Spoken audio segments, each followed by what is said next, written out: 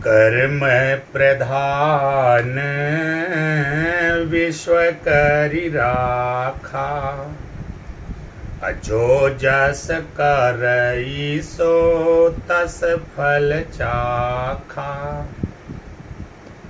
उद्यमेन ही सिद्ध्यन्ति कार्याणि न मनोरथै, नहि सुप्तस्य सिंहस्य प्रविशन्ति मुखे मृगा। बाबा गोस्वामी तुलसीदास जी श्री रामचरितमानस में कहते हैं कि कर्म प्रधान विश्व करि राखा, जो जस करई सो तस फल चाखा। बाबा गोस्वामी तुलसीदास जी श्री रामचरितमानस में कहते हैं कि कर्म प्रधान है, जो जैसा करता है उसको वैसे फल की प्राप्ति होती है। संस्कृत में हमारे शास्त्रकारों ने कहा कि उद्यमेन ही सिद्ध्यन्ति कार्याणि न मनोरथै, नहि सुप्तस्य सिंहस्य अप्रविशन्ति मुखे मृगा। अर्थात उद्यम करने से ही, परिश्रम करने से ही कार्यों की सिद्धि होती है। अगर सोता हुआ शेर वो ये सोचे, वो सिंह ये सोचे कि हम ऐसे सोए रहेंगे और कोई मृग स्वमेव उसके मुंह में आ जाएगा और उसकी भूख शांत हो जाएगी, तो यह महज उसकी कोरी कल्पना होगी, डे ड्रीम साबित होगा। ऐसा कतई होने वाला नहीं है। उस सिंह को भी अपनी क्षुधा पिपासा को शांत करने के लिए उद्यम करना पड़ेगा, शिकार करना पड़ेगा। श्रीमद् भागवत गीता में भगवान श्री कृष्ण जी कहते हैं कि कर्मणेवाधिकारस्ते मा फलेषु कदाचन। श्रीमद् भागवत गीता में भगवान श्री कृष्ण जी कहते हैं कि कर्म करना मनुष्य के अधिकार में है, फल नहीं। इसलिए मनुष्य को निर्विघ्न, निर्विकार और निर्दोष भाव से, निस्वार्थ भाव से केवल और केवल कर्म करना चाहिए। फल देना प्रभु के हाथ में है, भगवान के हाथ में है, प्रकृति के हाथ में है, ईश्वर के हाथ में है। फलों को लेकर के चर्चा किया। बाबा गोस्वामी तुलसीदास जी ने कहा कि होई हैं सोई जो राम रचि राखा, अको करि तर्क बढ़ावई शाखा। बाबा गोस्वामी तुलसीदास जी श्री रामचरितमानस में कहा कि वही होगा जो भगवान ने लिख दिया है, वही आपको प्राप्त होगा। कब प्राप्त होगा, कितना प्राप्त होगा, कैसे प्राप्त होगा, इसका विधान विधि द्वारा बना दिया गया है। इसलिए अब आप अनावश्यक रूप से तर्क वितर्क मत करिए। आपको जितना मिलना है वो आपको आपके जीवन में अवश्य मिलेगा। प्रिय मित्रों, शास्त्रों से कुछ बातें हमने उठाई, कुछ विद्वानों की, इस तरह से अगर करें तो कई दिन लगेगा। तमाम शास्त्रों में ये बातें कही गई है। कर्म को प्रधानता दी गई है कि कर्म प्रधान होता है और कर्म के अनुसार ही फल मिलता है। बाबा गोस्वामी तुलसीदास जी ने फलों को लेकर के कह दिया कि होई हैं सोई जो अरे राम रचि राखा, अको करि तर्क बढ़ावई शाखा। बोले वही होगा जो भगवान ने लिख दिया है, इसलिए फालतू का तर्क वितर्क ना करिए। प्रश्न है, सवाल है, समस्या है कि वो तो हमारे परम पिता हैं। तो जब परम पिता ने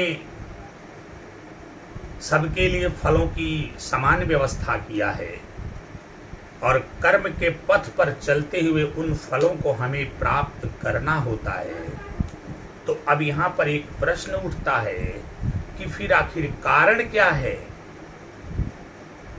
कि कि हम कर्म करते हैं, अथक परिश्रम करते हैं, अथक मेहनत करते हैं, जी तोड़ मेहनत करते हैं, लेकिन हम संघर्ष कर रहे होते हैं और हमें फलों की प्राप्ति नहीं हो पा रही होती है।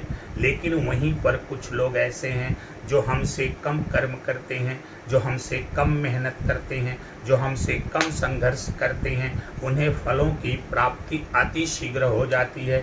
तो आखिर ये प्रकृति द्वारा, ये ईश्वर द्वारा ये दोहरा मापदंड क्यों कि एक से कम कर्म करवा रहे, कम मेहनत करवा रहे, सफलता जल्दी दे रहे, एक से जी तोड़ मेहनत करवा रहे, पूरा संघर्ष करा रहे हैं, जीवन को मृत्यु तुल्य कष्ट की तरह बना दे रहे हैं, लेकिन उसके बावजूद भी सफलता आखिर क्यों नहीं मिल रही है? तो क्या किया जाए? ईश्वर के ऊपर भेदभाव का आरोप लगाया जाए या फिर इसके कारणों की विवेचना की जाए? प्रिय मित्रों, हमारे अंदर इतनी सामर्थ्य नहीं कि हम ईश्वर के ऊपर उंगली उठा सकें या उनके ऊपर भेदभाव जैसा कुत्सित आरोप लगा सकें। तो फिर इसके लिए क्या करना पड़ेगा? तो फिर इसके लिए हमें इस रहस्य को समझना पड़ेगा कि कारण क्या है कि सामने वाला कम ही मेहनत से मनवांछित फल को पा गया, मनवांछित परिणाम पा गया, मनवांछित सफलता पा गया। और कारण क्या है कि हम अथक परिश्रम, जबरदस्त संघर्ष कर रहे हैं और उसके बाद भी सफलता का मुंह देखने से वंचित हैं। तो फिर इस रहस्य को समझना होगा। इस रहस्य को हम कैसे समझें? तो इस रहस्य को ही समझने के लिए हमारे मनीषियों ने, हमारे विद्वज्जनों ने, विद्वानों ने, संतों ने, महात्माओं ने, ऋषियों ने, महर्षियों ने बहुत सारे शास्त्रों की रचना किया। जैसे अब हमारे पास 4 वेद हैं, सबसे प्राचीनतम ग्रंथ हैं, उनमें इन रहस्यों को समझाया गया है। 6 शास्त्र हैं, शास्त्रों में समझाया गया है। 18 पुराण है, पुराणों में समझाया गया है। तो बहुत सारे हमारे पास धार्मिक ग्रंथ हैं और धर्मशास्त्र हैं जिनमें इस रहस्य को समझाया गया है। उन्हीं में एक विज्ञान है, एक शास्त्र है, एक विद्या है जिसको ज्योतिष विज्ञान कहते हैं, ज्योतिर्विद्या कहते हैं, जिसको ज्योतिष कहते हैं।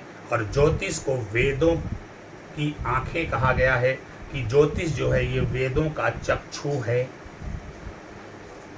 तो जैसा कि मैंने कहा कि कौन बताएगा, कौन समझाएगा, कौन दिखाएगा कि किस मार्ग पर चलने के बाद हमें मनवांछित फल की प्राप्ति होगी? ये तो सत्य है कि कर्म प्रधान विश्व कार्य राखा।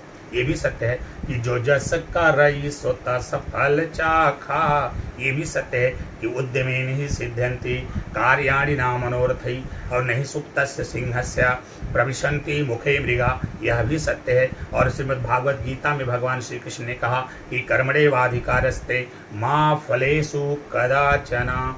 ये सारी बातें सत्य हैं कि कर्म ही प्रधान है।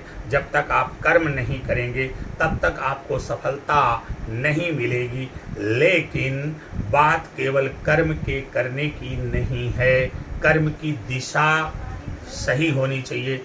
जब तक आप सही दिशा में कर्म नहीं करेंगे तब तक सफलता आपको प्राप्त नहीं होगी।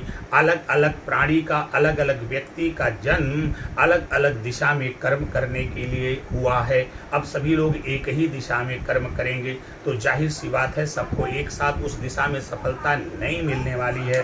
सबके लिए ईश्वर ने अलग अलग दिशाओं का, अलग अलग स्थानों का, अलग अलग कंडीशंस का, अलग अलग पोजीशंस का, अलग अलग सिचुएशंस का निर्धारण किया हुआ है कि आपको फला मार्ग पर चलना है, आपको ढेका मार्ग पर चलना है, आपको ऐसे आगे बढ़ना है, आपको ये कर्म करना है, आप इस दिशा में आगे जाएंगे, आप उस दिशा में आगे जाएंगे। सबके लिए दिशाओं का निर्धारण किया गया है, सबके लिए अलग अलग कर्मों का निर्धारण किया गया है, सबके लिए अलग अलग पैमानों का निर्धारण किया गया है, सबके लिए अलग अलग स्केल्स का निर्धारण किया गया है, सबके लिए अलग अलग पद प्रतिष्ठा मान का निर्धारण किया गया है कि किसको किस पोजीशन पर जाना है, किसको किस सिचुएशन में कहाँ पर जाना है, किसके लिए कौन सी कंडीशन उपयुक्त होगी, किसके लिए कौन सी स्थिति परिस्थिति सही होगी, किसके लिए कौन सी क्लाइमेट सही होगी, किसके लिए कौन सा एटमॉस्फेयर सही होगा, किसके लिए कौन सा इकोसिस्टम सही होगा, किसको किस चीज़ की आवश्यकता पड़ेगी, किसको किस मार्ग से जाना पड़ेगा, कौन किस गाड़ी से आगे बढ़ेगा, किसको किस का सहारा लेकर के आगे बढ़ना पड़ेगा। इन सारी बातों का निर्धारण प्रकृति ने कर दिया है। तो केवल कर्म के कर लेने मात्र से ही आपको सफलता नहीं मिलने वाली है। कर्म की दिशा सही होनी चाहिए, कर्म की दशा सही होनी चाहिए, कर्म की व्यवस्था सही होनी चाहिए, कर्म का उद्देश्य सही होना चाहिए, कर्म का निर्धारण सही होना चाहिए, कर्म में निरंतरता होनी चाहिए, कर्म में अविरलता होनी चाहिए, कर्म में निरंतरता का होना आवश्यक है, कर्म में पारदर्शिता होनी चाहिए, कर्म में भावनाओं का भी होना जरूरी है, कर्म में संभावनाओं का भी होना जरूरी है, कर्म में विकास के भाव का भी होना जरूरी है। ये बहुत सारी चीज़ें हैं जो कर्म में समाहित होनी चाहिए। अब ये सारी चीज़ें हमें पता कहाँ से चलेंगी? बहुत सारी चीज़ों का पता तो हम अपने बहुत सारे विज्ञानों के माध्यम से लगाते हैं। कोई जूलॉजी के माध्यम से लगाता है, कोई बॉटनी के माध्यम से लगाता है, तो कोई केमिस्ट्री के माध्यम से लगाता है, कोई फिजिक्स के माध्यम से लगाता है। नाना प्रकार के विज्ञान इस दुनिया में हैं। उन विज्ञानों की सहायता लेकर के हम बहुत सारी रहस्यों को समझते हैं, बहुत सारी बातों को जानते हैं और उस पर चलने का प्रयास करते हैं। लेकिन उन्हीं विज्ञानों में एक विज्ञान आपके पास एस्ट्रोलॉजी भी है, जिसे हम ज्योतिष विज्ञान कहते हैं। तो अब सवाल ये उठता है कि प्रकृति की हमसे डिमांड क्या है, हमारा प्रादुर्भाव क्यों हुआ, हमारा एग्जिस्टेंस क्यों है इस दुनिया में, हमारा अस्तित्व क्यों है इस दुनिया में। क्षिति जल पावक गगन समीरा, पंच रचित अति अधम शरीरा। ये जो 5 तत्वों से हमारे शरीर का निर्माण हुआ है, ये जो प्रकृति में पाए जाने वाले जितने पदार्थ हैं, ये ब्रह्मांड में पाए जाने वाले जितने पदार्थ हैं, वो सारे पदार्थ हमारे शरीर में भी पाए जाते हैं। तो अब कौन सा पदार्थ की कितनी ऊर्जा हमारे शरीर में है, कौन से पदार्थ की कितनी ऊर्जा हमारे शरीर में नहीं है, किस तत्व की कमी है हमारे शरीर में, किस तत्व की अधिकता है हमारे शरीर में, जब तक इन सारी बातों का निर्धारण नहीं होगा, हमारा जीवन सुखी और संपन्न निरोगी नहीं होगा। तो ये सारी चीज़ों का पता कौन लगाएगा? इन सारी चीज़ों का पता लगाने वाले विज्ञान का नाम है ज्योतिष विज्ञान। इसके लिए आपको ज्योतिष विज्ञान की शरण में आना पड़ेगा। जब ज्योतिष विज्ञान की आप शरण में आएंगे, किसी अच्छे ज्योतिषी से परामर्श करेंगे, सलाह लेंगे, तो आपके कर्म की दिशा दशा दोनों तय करेगा। और जब कर्म की दिशा दशा दोनों तय करेगा, तो आपके जीवन में चल रही आने वाली सभी समस्याओं, परेशानियों, बाधाओं, रोग, ऋण इत्यादि से छुटकारा मिलने में रंच मात्र भी समय नहीं लगेगा। आपका जीवन सुख, समृद्धि, खुशहाली एवं सफलता के मार्ग पर अग्रसर हो जाएगा और आपको अतिशीघ्र फलों की प्राप्ति होगी, इसमें कोई दो राय नहीं है।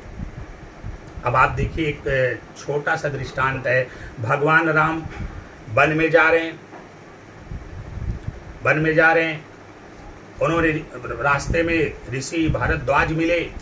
वो तो स्वयं भगवान थे ना, प्रभु श्री रामचंद्र जी परम विद्वान थे, परम ज्ञानवान थे।